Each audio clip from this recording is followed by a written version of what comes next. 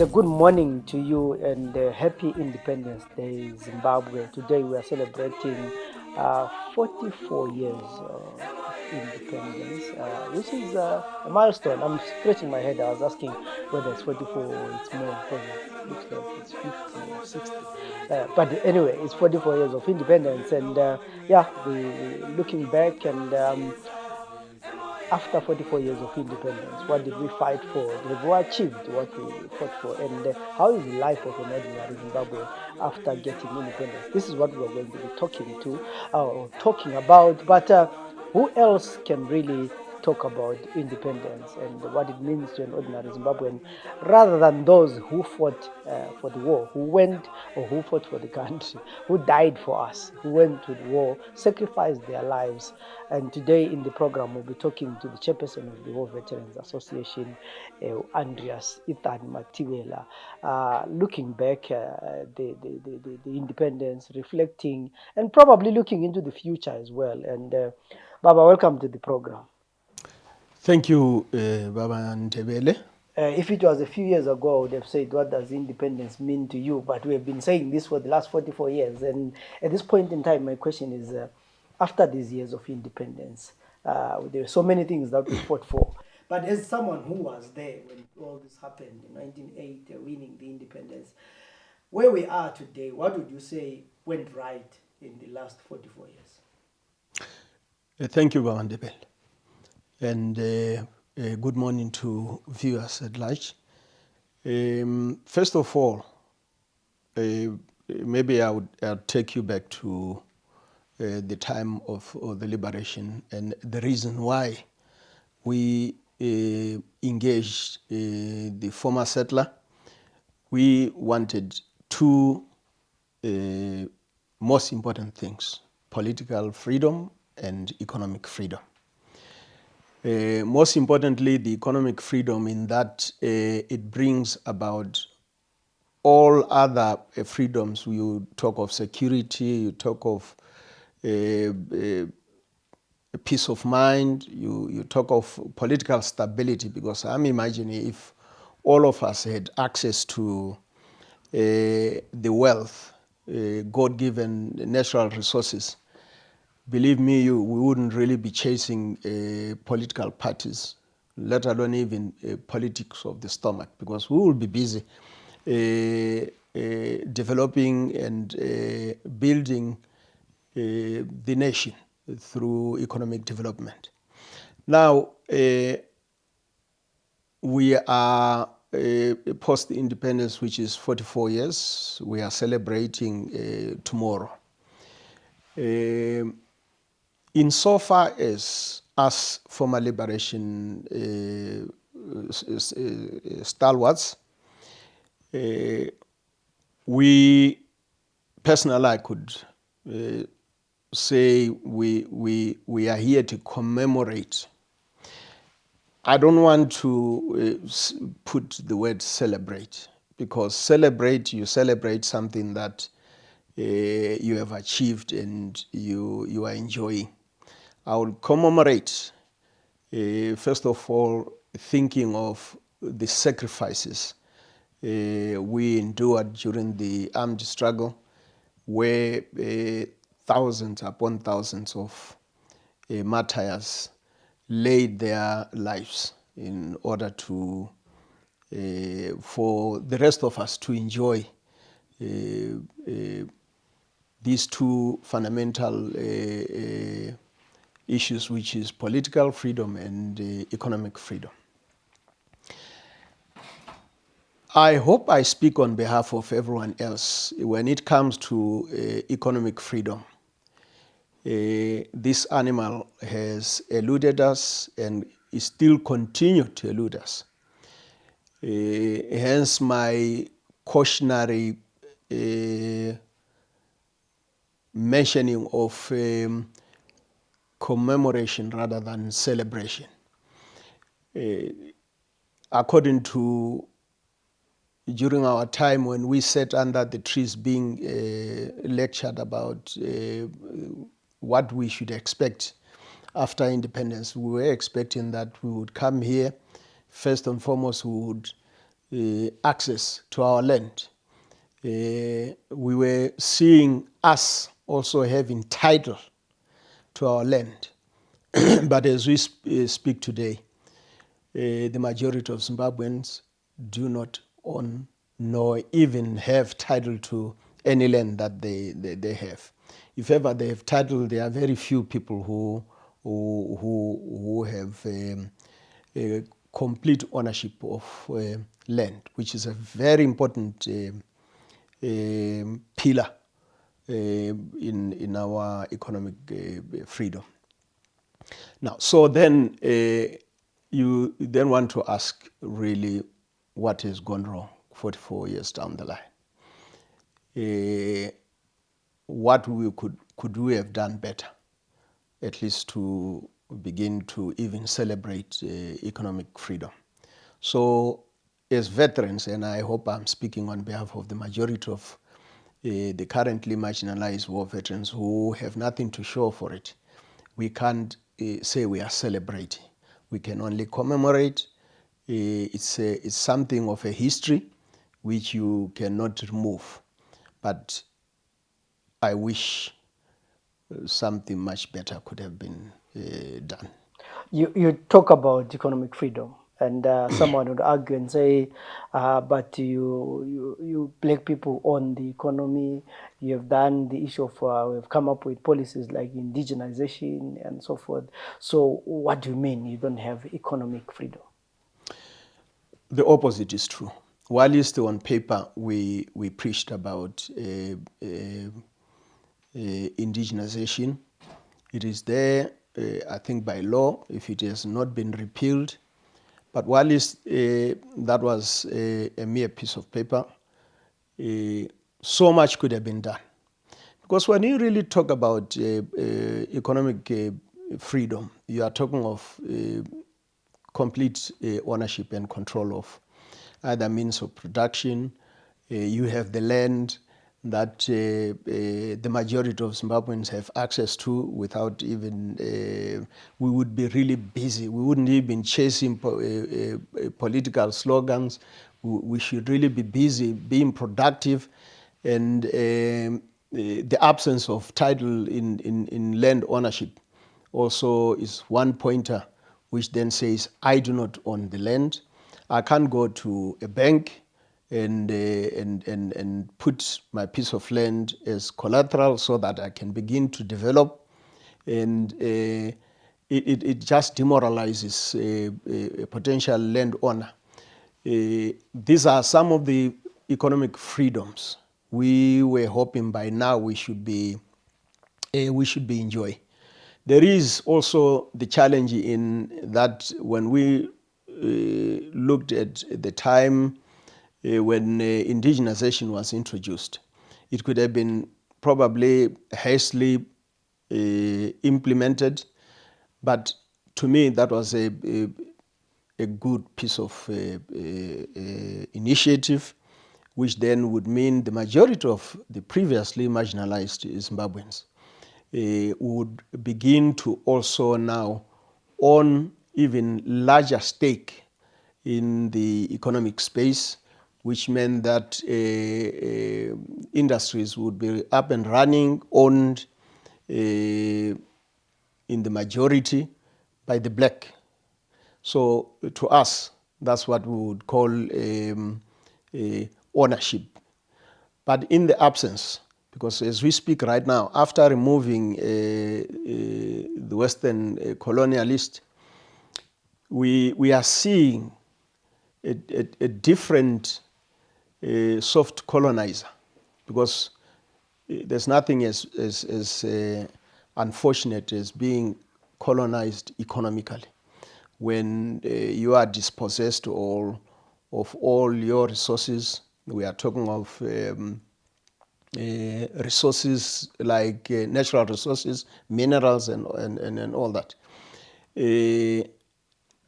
I'm yet to see the so-called majority owning lithium claims and mines in their majority, because obviously we would have seen an immediate improvement on the well-being of the indigenous citizens. But despite that, you talk of multi-billion-dollar deals, they are not trickling down to the ordinary citizens. So we, as veterans, we get concerned that really when you talk about political and economic freedom, how do you really define it at the end of the day? So from what you were imagining when you were in the war, owning land and the means of production and the economy, to what is happening now, where the majority don't own the land, they don't have title, they are not, they're just seeing trucks of, minerals going and all these kind of things. What would you say, or what, but my question would be, what went wrong? Where did we go wrong?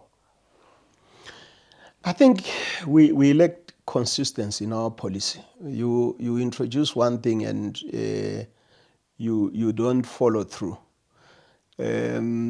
We still would have had partners in investors, whether from China, America, whoever had all the resources. We could have sat down and said, no, look, yes, here is the lithium. I will give that example as one of the economic enablers. Lithium is there. But what is the ratio of ownership? Obviously, if maybe 80% of our resources are exported elsewhere, and we don't see returns, tangible returns, because when we properly utilize our natural resources, what we would be seeing is the healthcare system or the healthcare services improving. We would find ourselves our communication improving in terms of the roads, because that's one other economic enabler which can really ensure that the economy runs quite more with vigor.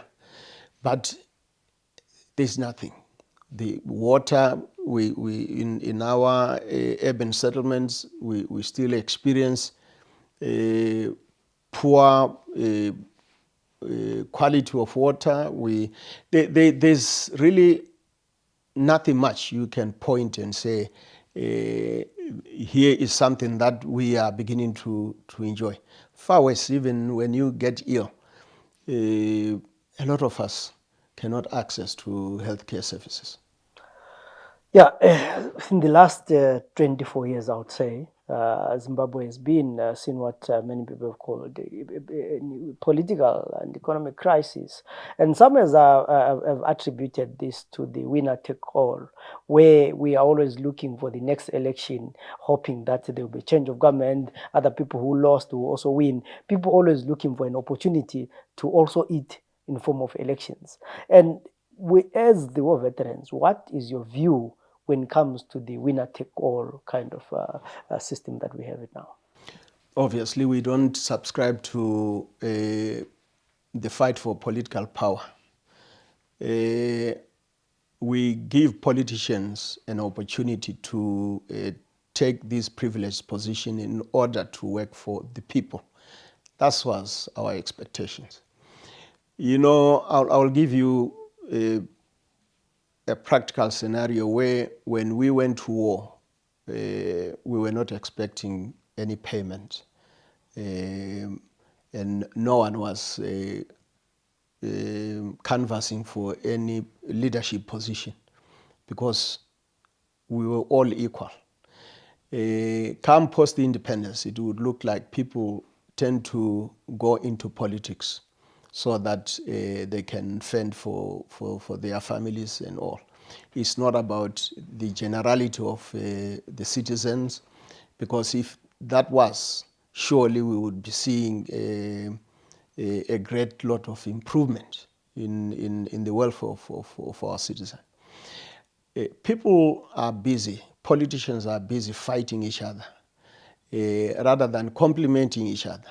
For if one wins, it mustn't be that you have won Zimbabwe. You have won a political position, and then you must extend your reconciliatory tone to the one that has lost. And for those that you perceive as enemies, you must bring them together and say, no, look, help me drive the economy so that citizens can begin to benefit. That's my personal belief, and I'm sure all normal citizens would want to see an environment where immediately after elections, we embrace each other and then congratulate each other. The other one says, hard luck next time. Now, come, if it is Chamisa, for instance, come sit here. How best can we move forward? That's what I believe in myself, because they should never be permanent enemies. They should never be permanent in politics. Even in the so-called democracies, you find that immediately after elections, people come together, they appoint each other to run the government and to run the economy, and we all are happy. Yeah, staying with the politics, in 2013 we saw a new constitution which talks about 2 terms of the president, and we know the current president has served these 2 terms. There was talk about third term and all this, but recently he came out saying that he was not going to contest for the third term. He respects the constitution of the country and he has no intention of breaking that. And you, as the war veterans, you have been talking about constitutionalism. Hearing that message, what is your response? In all honesty, it came as a relief coming from my president and the president of the Republic of Zimbabwe, whom I submit myself as my leader. I said, there is the gentleman, there is my president. He has made that pronouncement and he has made it clear to the nation. And to me, I applaud him. I should also then take this opportunity to also then chastise for those that had ulterior motives, who thought then they would impress the president by advocating or trying to smuggle a third term behind the back door. So to me, my president, I applaud him. He has done the right thing by coming openly and clarify the position. He says he adheres to the Constitution, and as veterans, we are more than happy. And probably as we are celebrating independence, what is your message to an ordinary Zimbabwean who young, who didn't see the war, who are saying, but is this what the guys fought for? First of all, I think I would like to, as a war veteran, I would like to offer my deepest apology to the younger generation, because they never were born in an environment where, unlike us, we once experienced, what they call high purchase. I would go to OK and just fill a form and be able to pick up a set of bed, a stove, and a fridge, and then pay it over a period of time. This is a cash economy, and in a cash economy, that would mean you can never build yourself unless you do something extraordinary to earn a living. In a normal economical environment, you should be able to predict your future. Right now, we are unable to predict our future, and while it's that, it's a tragedy, because now we see the flight of the younger generation going to those countries that we fought against. That really becomes something risible, to say that we brought about independence in this country so that everyone else, including the younger generation, can begin to participate in the mainstream economy. But alas, they are unable to do so. They have to flight and to go and do menial jobs just to make a living to come and even support us. The so-called war veterans who went to fight for the economic freedom. So the only thing I could say is just to apologize and hope that our leadership would be able to expeditiously turn the corner and make this country accessible to the younger generation so that they can also help build the economy. That would be my message. I wish I had a better way of saying it, but I have to just apologize to them to say I personally have wronged them, because if I brought this country and they are running away from it, what was really the whole point? And probably finally, how, looking forward, how do you think we can right this wrong? How do we solve this crisis that we are in? Very easy. It's just about mindset. And we look up to our leadership, both in government and in politics. Unity of purpose, to me, is something that is fundamental. Because then, instead of busy digging trenches and, firing salvos at each other whilst the country is burning, is very unfortunate. Politicians must learn to appreciate each other. Political campaigns are not political fights. You are not fighting, you are not enemies. You are merely opponents in politics. You might have varying views, but if, for instance, the majority have bought into someone who has campaigned very well, that winner should reach out to the losers and say, no, look, hard luck, but can we begin to sit down in the interest of the people of Zimbabwe? Because this country is not poor. It's a very rich country. All it needs is proper governance, accountability, complete eradication of corruption, also addressing the issue to do with tribalism and all these things. Once we address all those fundamentals, I can guarantee you that this country will begin to. It's purely about mindset, how we would want to. It just can't be that a certain clique of individuals are the ones privileged. And in Shona, what they say, kwenda nechimuti. So everyone else, we all are Zimbabweans. We speak different languages. At least that's what my late president said, Joshua Nkomo, to say we are one people. Speaking different languages doesn't mean that we are enemies. It is God's creation. It didn't mean that we should create an enmity amongst ourselves. So this is the best way, a unit of purpose. On that note of unit of purpose, we would like to thank Andrease Mathibela, talking to us about independence. So many of us who are young, who were born after independence, or can only see pictures of a functional country. That at some point there was a train, there was a bus. He's talking about higher purchase, that you go and get a sofa and a stove at the same time and pay. A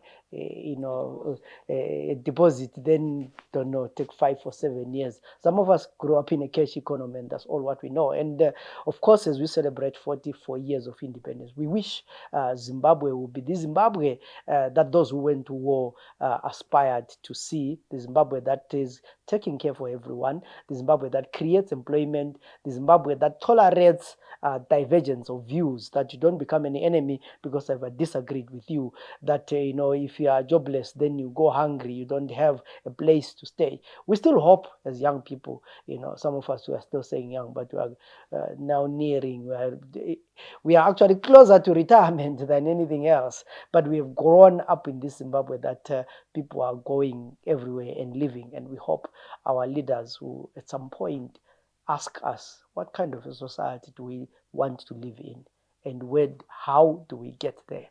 My name is Zenzele Ndebele. Let's meet again after independence.